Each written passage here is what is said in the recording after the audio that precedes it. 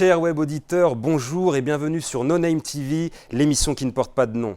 Je vous accueille aujourd'hui au bureau de la dissidence pour un lever de rideau sur l'état des lieux de nos scènes artistiques françaises, plus particulièrement celles dont les vibrations ont pour ambition de nous faire rire. Rire à perdre haleine, mais de l'humour à la haine, il n'y aurait qu'un pas, selon un cercle de liberté d'expression tracé au compas, réglé par un autre cercle d'amis, celui-là, un cercle d'amis qui fait trépasser tous ceux qui lui préfèrent les rectangles de la scène et ne comprenant pas que l'on arrondisse les limites de la liberté d'expression. La scène en danger, chers web auditeurs, c'est le thème de notre émission du jour. En effet, aujourd'hui en France, des artistes ainsi que leur public sont pris à partie physiquement. D'autres sont contraints de jouer dans un bus suite aux annulations illégales de leur spectacle.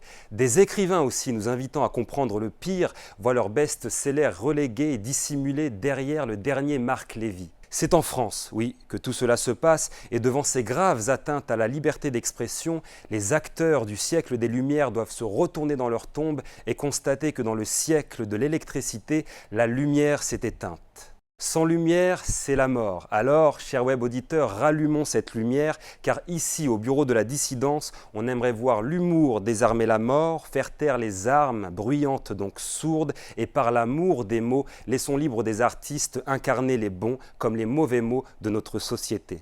Et parce qu'en France, il y a encore un peu de justice, il y a de l'espoir. Et puisque l'espoir fait vivre, vivons, chers web auditeurs, un moment unique avec un invité exceptionnel. Mais qui pouvait incarner le courage, le talent et la scène en danger ? Voici quelques indices. Si Malcolm X était un humoriste, il porterait le nom de notre invité.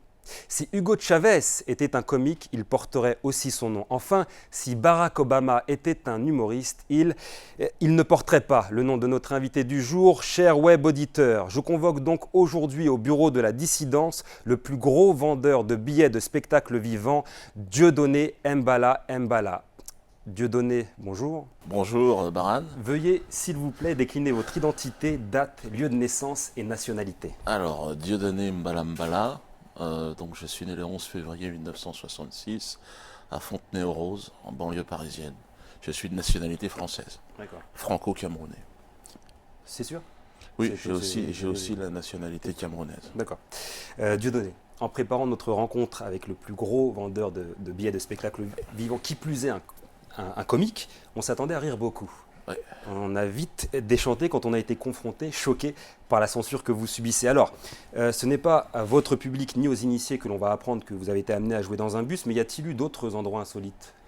Ah oui. J'ai joué dans un bus après avoir joué dans des zéniths, suite effectivement à la censure orchestrée en France par la puissance d'un lobby qui ne dit pas son nom. Bon, on le connaît, c'est le CRIF, c'est le lobby israélien qui organise et qui filtre un petit peu aujourd'hui en France, en tout cas dans l'humour, ce qui est drôle, ce qui ne l'est pas. Il voudrait nous dire ce qui est drôle, ce qui ne l'est pas. Bon, en tout cas, on essaye de se bagarrer contre ce lobby dominant. Et donc, ils ont toute une armada d'armes à leur disposition. Ils font des pressions politiques. Donc, on a les arrêtés municipaux.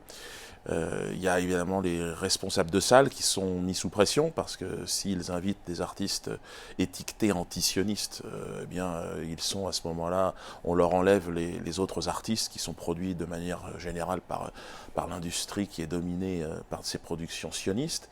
Et puis,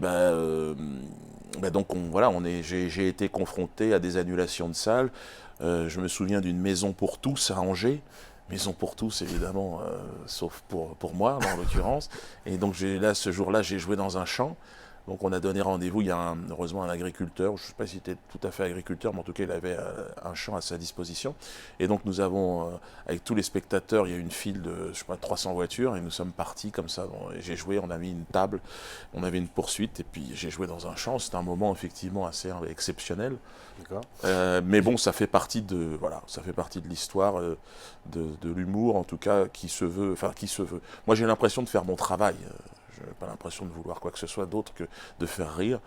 Et beaucoup ont du mal à croire que ça puisse arriver, ce qui vous arrive avec un artiste Oui, mais ce qui fait aussi que je travaille beaucoup plus que les autres, quand je jouais dans mon autocar, c'est 70 places, donc j'étais obligé de jouer 3 fois par jour. Et donc c'est sûr que je pense que c'est dans l'adversité aussi qu'on affine son art.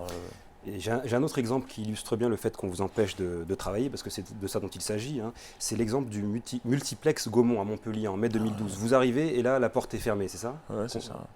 Ben oui, c'est ça. Ben, bien souvent, ben, l'Olympia, pareil, exactement pareil, les pressions. Là, c'était Nicolas Sarkozy qui recevait le président d'Israël à ce moment-là. C'était en 2003 et 2004. Et donc, il était à l'époque ministre de l'Intérieur et le responsable de la salle reçoit un coup de téléphone.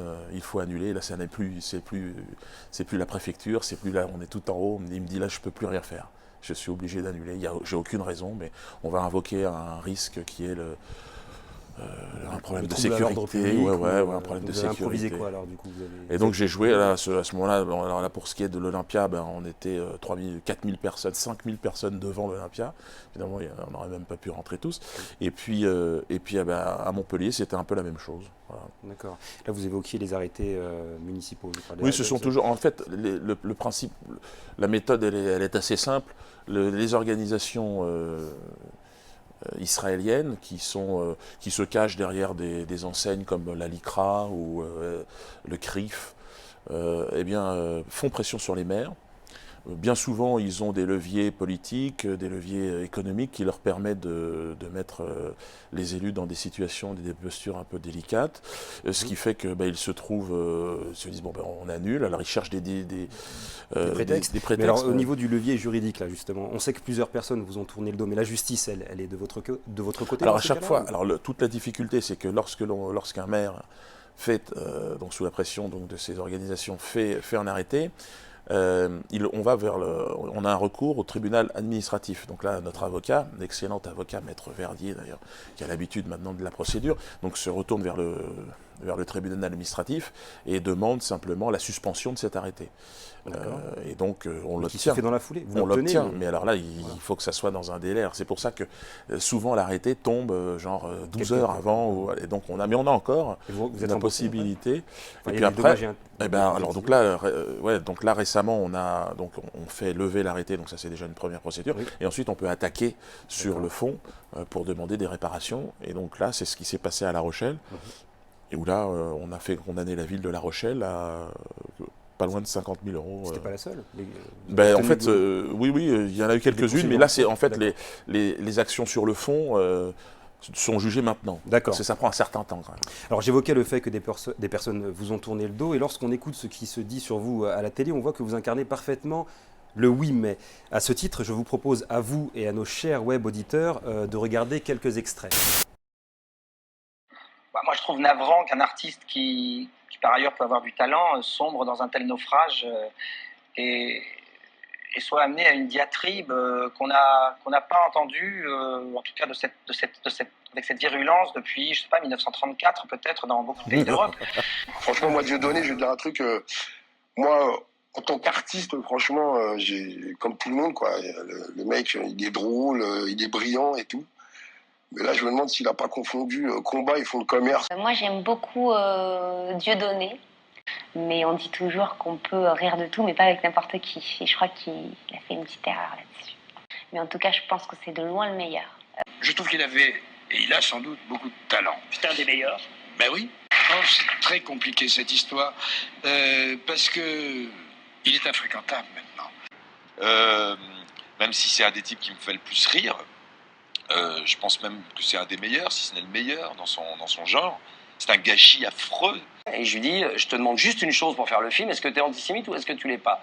Et il n'a pas été capable de me répondre, mais il m'a dit c'est plus compliqué que ça. Je lui dis bon alors laisse tomber, on se voit plus et tout, tu feras pas le film avec moi. Juste qu'il serait dans une autre époque, il ne sera pas fait taper dessus comme il l'a fait. Maintenant, ce qu'il y a fondamentalement derrière ce qu'il est en train de penser aujourd'hui et ce qu'il cultive aujourd'hui, effectivement c'est très contestable et je ne le trouve pas fréquentable, d'ailleurs je ne le fréquente plus.